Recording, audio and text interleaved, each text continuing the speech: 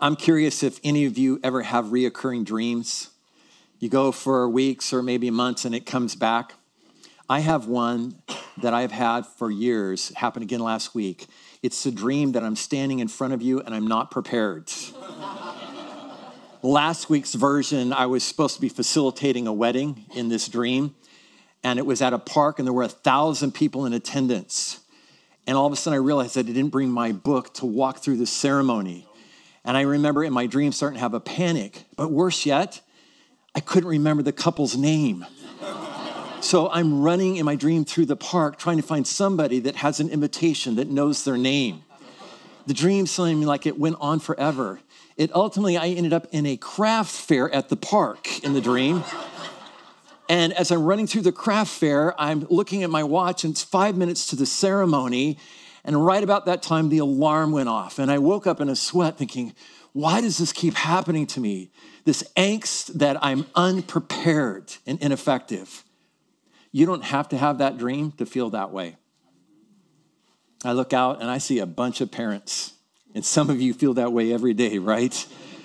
This is above my pay grade. How do I lead these children? How do I help them grow and mature? For some of you, it's your job. You look at your job description and you're thinking, who wrote this job description? I am not qualified. And if anybody found out, I would be in big trouble. Still some, you're involved in ministry here and you're thinking, I don't know what I'm doing. I don't feel equipped to lead in these ministries. It's relevant to all of us. Doesn't matter what your circumstance is. There are times where you look at your situation and you don't feel prepared and you're afraid of being ineffective. Timothy, young pastor, 29, maybe 35, that's how he felt. He's in a church that's growing and he feels like he's in over his head.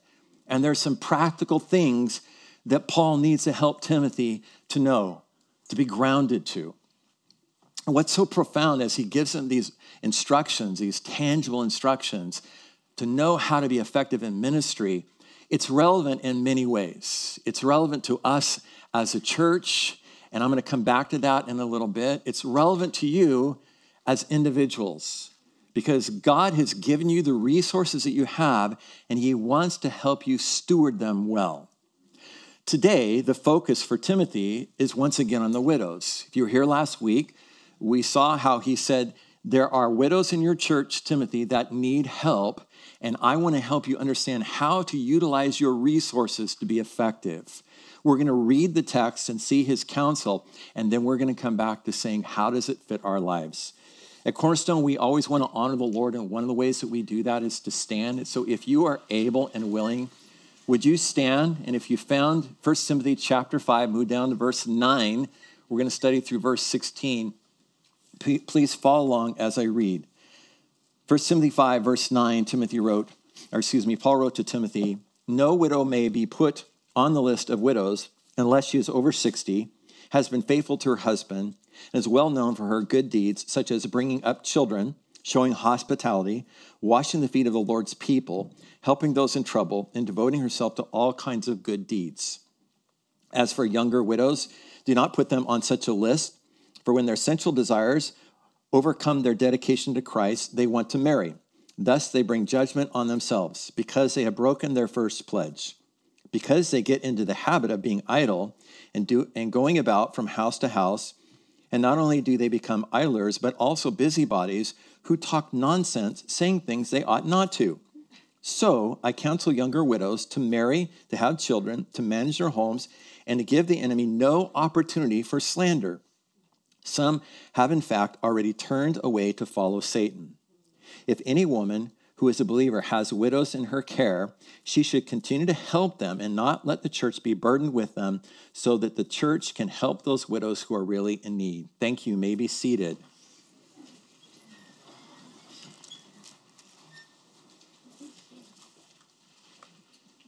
On the first pass, you may be looking at this text and saying, I don't really see what that has to do with effective ministry. I don't read Paul making any statement about that. But for a moment, let me remind you of the larger context.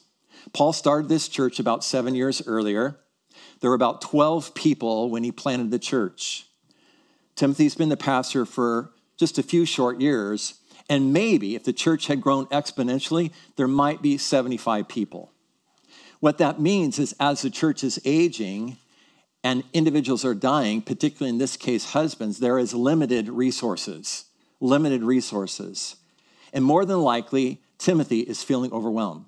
He's looking at the growing need, and he's saying there's just not enough money. And so Paul says, let me help you practically look at this in a way that you can steward the resources and the funds that I've given you so that you can help the widows and you can actually spend the money that you have and be able to care for the needs of the church. And what I want to say to you is that the principles of stewardship that are embedded here are relevant to all of us. First, it's obvious it's relevant to Cornerstone. Again, if you're joining us today, welcome. We want to always be good stewards of the resources that God has given us. One of my friends, in fact, one of our elders, his son moved to another state. He went to look at 2 different churches, and both of them said, when he asked for a budget, that they wouldn't show the budget. He was troubled by that because from his mind and his upbringing here at Cornerstone is that people should be able to see how funds are being spent, and there should be a level of accountability, not just when it comes to money, but also human resources. So you, if you're here for a while and you become a part of this church, should be engaged in what happens and helping to move it forward and continue to hold it accountable. I would also say, for some of you that are college students and others are going to be moving and transitioning away, is that when you go to look for another church, definitely find a church that teaches the Word of God. Make sure that they're attentive to the Holy Spirit, but make sure they're good stewards of the resources. Because historically, where you see injury and hurt within the church, it's because there's a lack of accountability and there's injuries that happen because they're not stewarding the resources well. But I would also argue that this is relevant to your lives. For you as parents, for those of you that are single, everything that you have, God has given to you. Everything. And someday we're all going to give an account of how we utilize the resources. For the leadership of Cornerstone, we're going to stand before God. 2 Corinthians 5:10 makes a declaration, and we're going to give an account if we spread the gospel, if we taught the word of God, and we spoke the truth. And if we failed to do that, God will hold us accountable, and he'll hold you accountable. Therefore, it's important that we understand the principles that God has given us to steward what we have. That leads us in, how do we then have effective ministry? First thing I want you to write down is it happens when we steward the resources well. As I've been alluding to, that's the very first thing that he's going to explain to Timothy. I want to take you back to verse 3 of chapter 5, and then I'll bring you back to verses 9 to 10 and help you to see how they fit together. He said in verse 3, give proper recognition to those widows who are really in need. Verses 4 down through 6 spoke about widows who had family members, and his exhortation to them was make sure that the family is taking care of these widows so that there's enough resources for those that don't have family, who are destitute, that the church is providing for them. Watch how he comes back to that idea then in verses 9 and 10.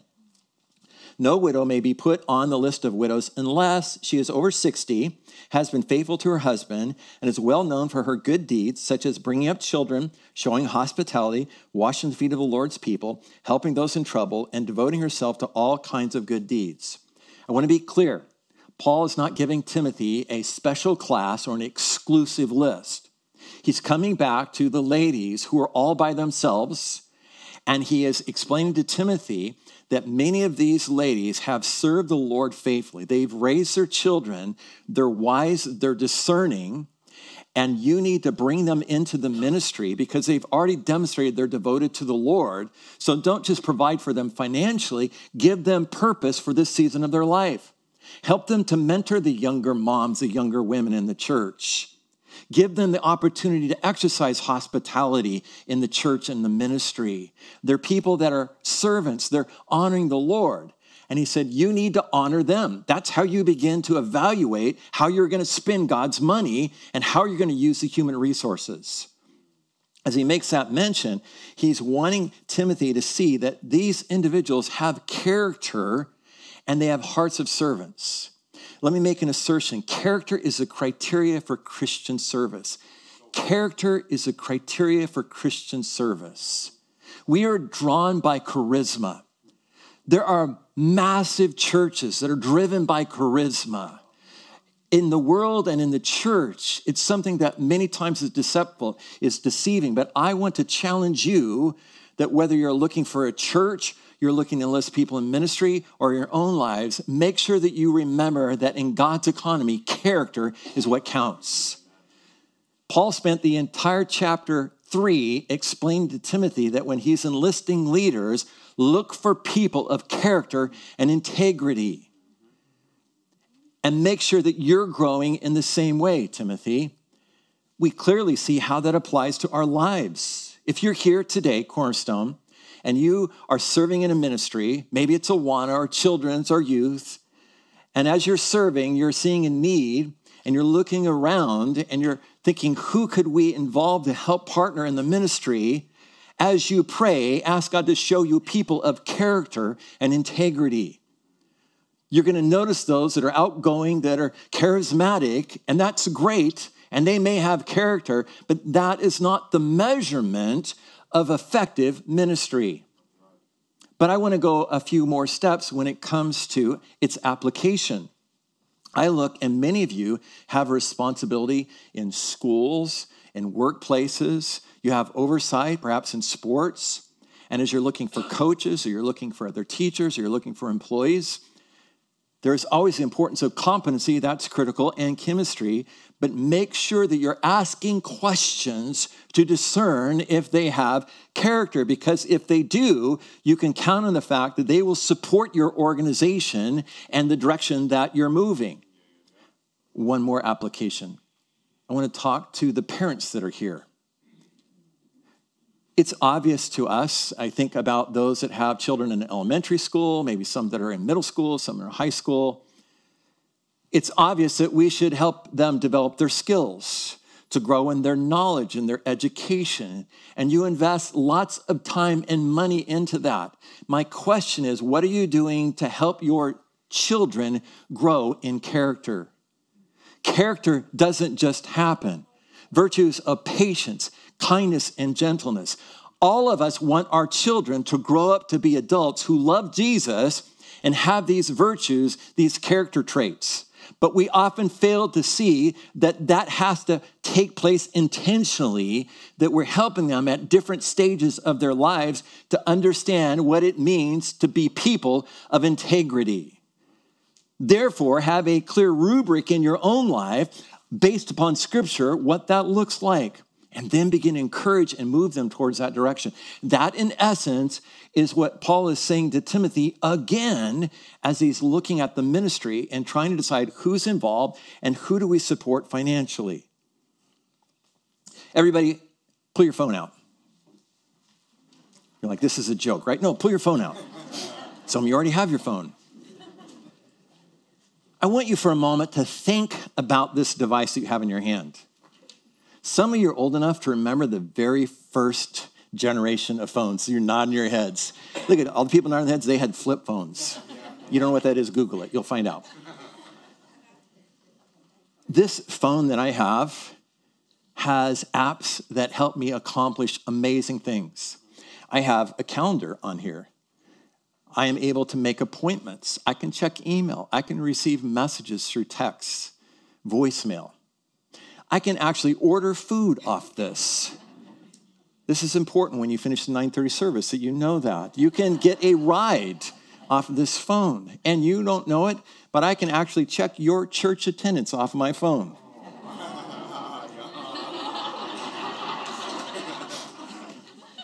That's right. Cornerstone actually takes attendance. So when I say, hey, I've missed you, I've checked to see that you weren't actually here. Just saying.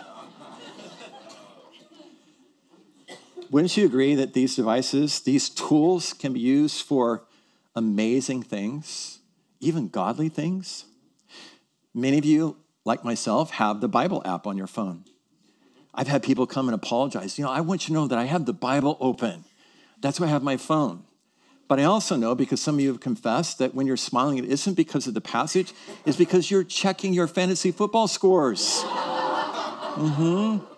I know, I see it. I would like to entertain myself and think you're smiling at me, but the fact of the matter is your team just scored. Worship music? Yeah, how many have worship music on your phone? Yeah, I love that. But the same tool that can accomplish amazing things and minister in godly ways is the same tool that can be destructive. Some of you will go home today. It's benign, but you'll go to Amazon and you'll purchase something else that you don't need, because in buying something, it brings you comfort. Worse yet, some of you will go to websites in your pain, looking to medicate that in ungodly ways, and then the enemy will attack you, and you'll be burdened with shame and guilt. Same tool, two different results. Results of godliness, results of ungodliness. All of you have been given tools, resources. If you're taking notes, I want you to write down three things: time, talent, and treasure. Time, talent, and treasure. All your resources fall into those three categories. And as I've already alluded to, Cornerstone will be held accountable of how we utilize the resources that God has given us, and so will you. God will ask in relationship to those three specific things. As I make that mention, I want to bring on the screen 4 ways to go about evaluating how you utilize your resources. Here's the very first thing I want you to write in: evaluate your resources. That is, in essence, what Paul was telling Timothy. First and foremost, how much money do you have, Timothy? How many widows do you have? How many widows have family members that their family can take care of them? And how many widows do you have that don't have any family at all? Evaluate your resources. If you haven't done this before, I want to challenge you to do that. Not just your money. Yes, you need to evaluate your treasures, your possessions, and how does God want to use those? Let me speak just a little bit more about that and then come back to the other two. I had the privilege of spending time with a young man that I've been mentoring for a number of years now. He lives on the East Coast. He's excited. He's getting married, and they have discerned that they can buy a house where they live starting out. And he began telling me the story about what amount they were qualified for. My counsel to him is what you can actually purchase is not what you should actually purchase. Did you get that? For my older friends, you all nod your heads. For my younger friends, like, hey, I got the money, I should buy this car. I got the money, I should buy this many square feet. That is not how God's economy works. The paychecks you collect, God gave you the job. And what you bring home belongs to God. And until you begin to understand that he owns all of that, you are going to struggle with your finances. It will take the pressure off of you when you realize you're just a manager of God's money. And when you realize that you need to leave some space, not because it's just because it's prudent, but because it's divine. If you leave space in your budget, it's not just saving for a rainy day. It's having excess that when God says, give to this need, you actually have the resource to do it. How many times have you seen a need and someone you cared about and there was a prompting, but you didn't have the excess in which to do that? So that's one example. How about your time? Same thing. More people actually take time to budget their money, but they don't budget their time. They're constantly chasing their tail, so to speak, running from one place to the next. And they haven't evaluated that your time is a gift from God. And God wants you to steward it for kingdom purposes, for his glory. We're going to see at the end, for all of you, that family is your number one priority, that you're to be stewarding your time. But in regards to how you serve and what you do, you need to stop and evaluate that. I can tell you that as you take a look at this, it's going to tie into the next thing, is identify kingdom purposes. We'll come back to the time part and see how it applies in the next one. But the second thing you got to do is you have to then discern where is God leading and what is he doing. I mentioned last week, we talked about the fact that we had a widow's ministry in the past, and we were resurrecting it in the present. And I'm so grateful that many of you, over 30 of you, responded and said, we want to be a part of that. In the next week and a half, you'll hear back from me. Our goal is to get that in place and develop the structure. And then we want to start looking and caring for single moms that are carrying a heavy weight. Some of you are serving in children's ministry. Some are in youth ministry. Some in college. Some in young adult. Some in moms. There's a whole variety of ministries. Some of you are involved in local missions, helping Homework House or going to Shepherd's Pantry. Some are involved in foreign missions. Look at the different opportunities, and then the next thing, note your inclinations. Where is God leading you? Where is your passions? What's your longing?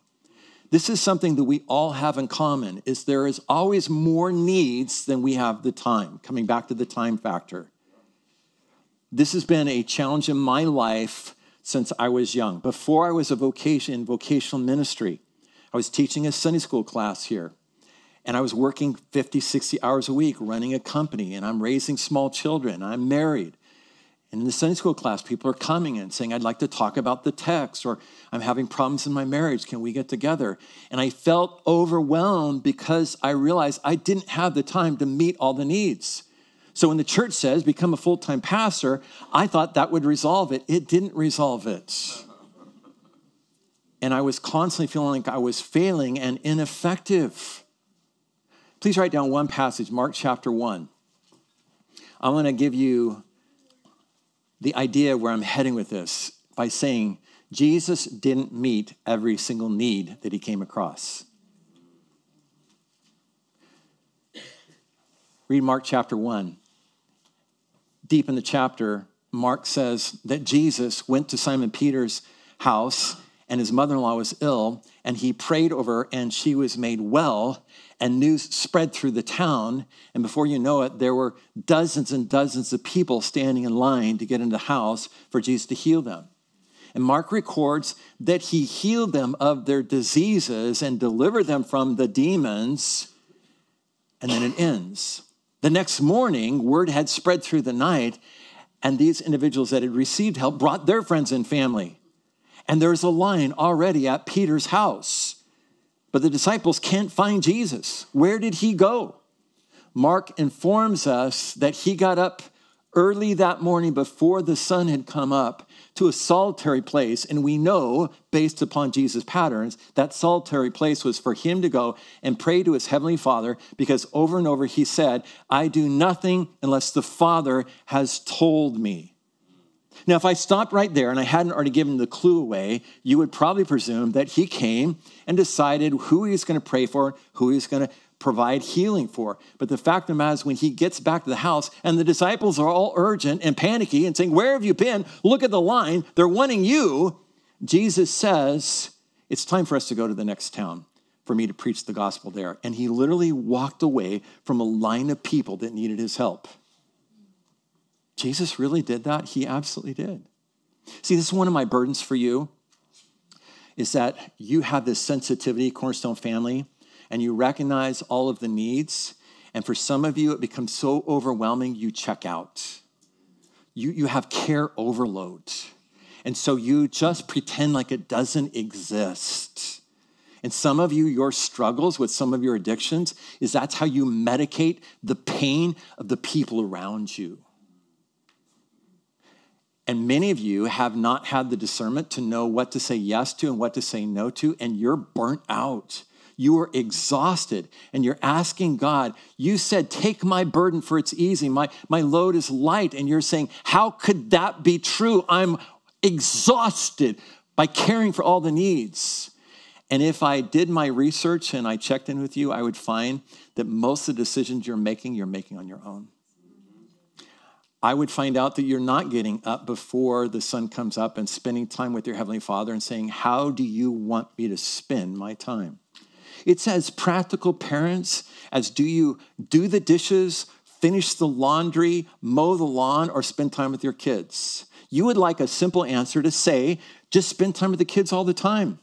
But then the grass is growing over the house and the bills are packing up, and now you're overwhelmed by that. You need the help of the Holy Spirit to make wise decisions of what to say yes to and what to say no to.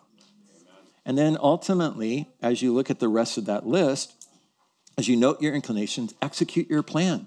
Doesn't matter what it is. Execute means you have to trust God as you go forward. Whether it's with your money, your time, your treasures, trust the Lord, begin to execute, and watch your faith grow. Watch how the Lord blesses. Here's the next one. Ministry is effective when we guide the most vulnerable. I want to walk you verse by verse, explain exactly what he's talking about. Those that are in need, those that are under attack of the enemy. He's going to talk about the younger widows in this particular case. Everybody with me on verse 11? As for younger widows, do not put them on such a list, for when their sensual desires overcome their dedication to Christ, they want to marry. This was not slanderous to younger women. What he's declaring is that these women that I just talked about, Timothy, that are dedicating their lives to serving in the church, it's one thing when you're 60 and 70. It's another thing when you're 20 and 30 for the rest of your life. He says you're protecting them from temptation. When they look at other friends, peers, and they're looking, wow, their life's amazing. They have this wonderful husband. Why am I all alone? He says you're protecting them in a place of vulnerability. Look at verse 12. Thus they bring judgment on themselves because they have broken their first pledge. He's declaring that when you make an oath, keep the oath. When you make a vow, keep the vow. And he's saying, don't let these gals just do that flippantly. Help them to realize the responsibility that comes with that. Keep going with me, verse 13. He's going to then talk about oftentimes what happens in their case. Besides, they get into the habit of being idle and going about from house to house. And not only do they become idlers, but also busybodies who talk nonsense, saying things they ought not to. You hear that, and it seems really harsh. Unless you were here when we started chapter 1, and Paul says your first job is to stop the false teaching that's going on. And your next job, Timothy, is to stop the disunity because individuals are sharing gossip. They're talking about things they shouldn't, things that are not true. Well, evidently on that list were some of these gals who had not found purpose. They were not being mentored. They didn't have the older women speaking their lives, and they're getting themselves into trouble, and they're causing division in the church.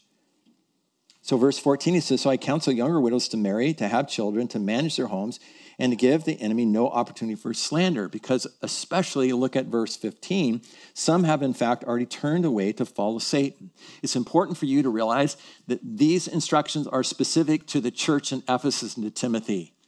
They're not a prescription for Cornerstone Bible Church. They're guidance for Timothy. But in this case, we can learn and discern about how we're to go about doing that. Please write down 3 different categories. First one is new faith. Second one is tempted, when you're overly tempted. And third one is transition, tempted transition. Why do I reference that? There's a lot of different ways that people within the church find themselves vulnerable to the attack of the enemy, but these are 3 of the most common ones that I've observed. When someone is looking and thinking about following Christ or they've made a decision, Satan wants to attack them. Jesus writes an entire parable about that, and they're the ones that are most susceptible of walking away from their faith. And so Paul is telling Timothy, watch out for these gals so that they don't lose their faith and ultimately succumb to Satan's attack. The next one I talked about, tempted. Some of you are going through a long trial. It's not just been days. It's not just been weeks. For some of you, it's been months, and even some cases, years. And your faith feels weak, and the enemy continues to attack. And you're asked the question, why is God allowing this to happen to me? What have I done? For those that are stronger, for those that are noticing that, you need to come alongside them. You need to be praying for them daily, lifting them up, because they're vulnerable to the enemy's attack. And the third one of transitions. Whenever someone's in a transition, they're susceptible to the enemy's attack. You lose a loved one. You lose a job. You're moving to another location. There's changes happening with your children, your family. Those are the occasions where the norm of how you look to God and how you trust the Lord is shifted because your routines are shifted. And you need to be mindful of that. But I come back to, again, the responsibility of the church body. I'm mentioning this to all of you, whether that represents you or not, you have a responsibility to look out for each other. You can write down Galatians chapter 6, verse 1. Paul said the same thing to the Galatians. He said, you who are spiritual, You who are mature, you who are not any of these stages of life, if you see your brother or sister falling into sin, help them back, lead them back to the Lord, but be careful lest you yourselves are tempted and fall into sin. That's a consistent teaching in the New Testament, even the Old Testament, that we are responsible for each other. Now, I understand that the 9:30 service is different than the other two. It's more crowded, there's more people. But I come back to what I said last week. Most of you sit in the same places every single week. So during the greeting time, as you're meeting each other, talk to them after the service. I'll just give you one soundbite that happened last week. 11 o'clock service. Bunch of college students, like 60 of them come to 11 o'clock service. Smaller group of older. I challenged them to stick around, get to know each other, and maybe the older people would buy the college students lunch. 8 college students went with 7 seniors to lunch downtown, and guess who bought the college students lunch? I'm sincere when I say to you, real great, intense communities happen in small groups, but it can happen here. So if you linger afterwards and say, hey, remind me of your name. We met at greeting time. Forgive me for forgetting. As you begin to talk, say, is there anything that I can pray for you about? Then make a note to remember. Look for the person the next week. In greeting time, I've been praying for you about that throughout the week. How is God working? How can I come alongside? Because the thing that you need to understand is that we have a responsibility in that.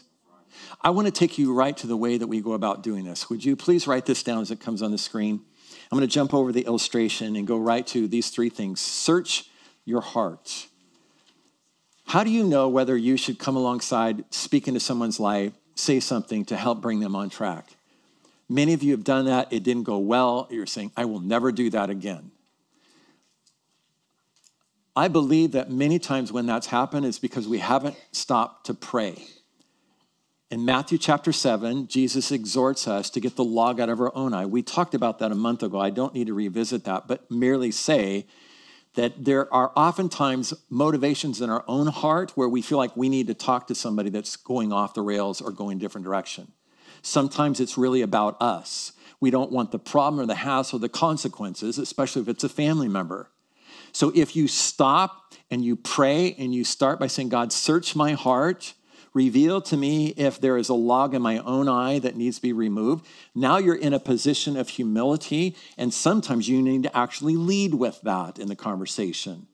But now you have discernment, you have the help of the Spirit to know exactly what to say and when to say it, which deals with the second thing. Consider the possible outcome. Some of you have done that, and you're like, the outcome hasn't gone well. I don't want to do that again. I'm speaking about if you don't, what's going to happen to that person? Did you pay attention then to verse 15 and 16? Timothy, we know in the second letter, is a shy, timid pastor. He doesn't like confrontation.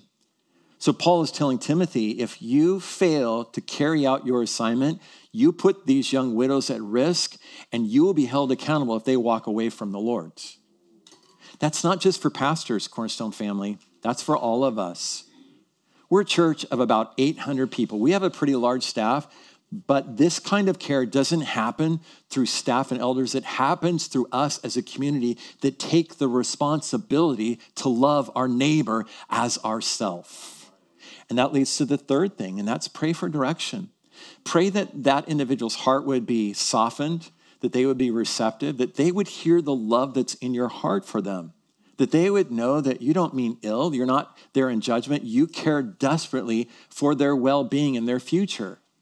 Pray for God's direction in the timing, for the words. This is something that's really important before we go to the take-home truth. I've said over and over as we march through this, that if you put your faith in Jesus Christ, you have the Holy Spirit in you. When you find these situations, you are not exercising this on your own. You have the Spirit guiding you, convicting you, and then promising to give you the words to say. So it's a partnership with the Spirit to carry this out. And that brings to the take-home truth. Ministry is ultimately effective when we make family a priority. I want to read the last verse and give an explanation for that big idea. Everybody with me in verse 16? If any woman who is a believer has widows in her care, she should continue to help them and not let the church be burdened with them so that the church can help those widows who are really in need. If you're looking at it the first time, you're saying that doesn't really make sense. It goes back to what he said in verses 5 and 6. To those that have family members that have widows, you have a responsibility. More than likely, the individuals that cared for that widow is the daughter or the granddaughter because of the time and the availability. And so he's encouraging them. It might have been going on for a few years. And he's saying to these young ladies, these younger women, don't grow weary in well-doing. Keep caring for your mom, for your grandmother.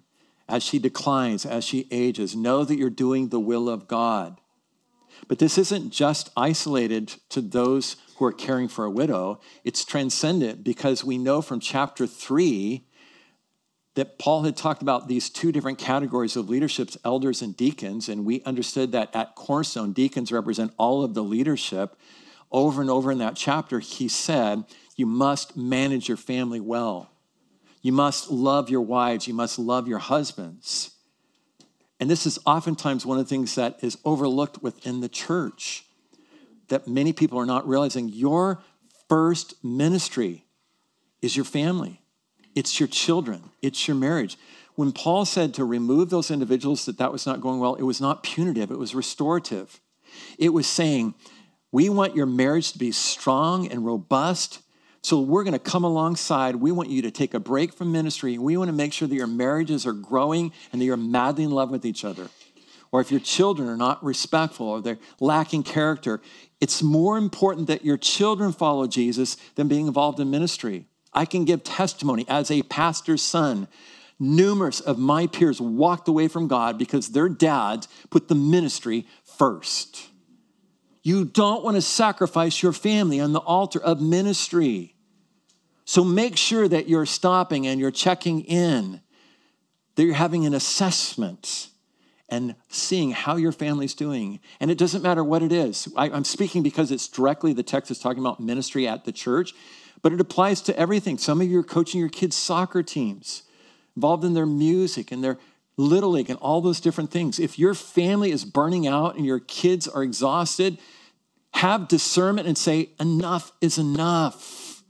And make sure that you're coming back together as a family to be whole and to be healthy. I want to give you some verses to close with and the assignment, the action. This is one of the ways that we do this. Hebrews chapter 10 as it comes on the screen. Would you read it out loud with me? Let's say it together. And let us consider how we may spur one another on toward love and good deeds, not giving up meeting together as some are in the habit of doing, but encouraging one another, and all the more as you see the day approaching. So here's the assignment, the action for all of us today when it comes on the screen. Reach out to a family member that needs encouragement. All of us have someone in our family, extended family, that's going through a hard time. I want you to pray, ideally today, but sometime this week, give them a call. Say, I was praying about you, I was concerned for you, and I just wanted to say, I love you, I care about you, I'm trusting that God's walking with you. And watch how that will make an impact in their lives. Would you please pray with me? Father, in light of that closing, I'm thinking about our family members that are going through a difficult time, and some may actually be in the service today. Would you give us the sensitivity and the timing, perhaps a passage or a verse, but especially the attitude to say, I care. Would you help us to realize that you have made us your agents of grace, that you want to work through us to bring blessing and encouragement to the people around us. And I pray that we would trust you enough to be your representatives. It's in your name, Jesus, I pray. Amen.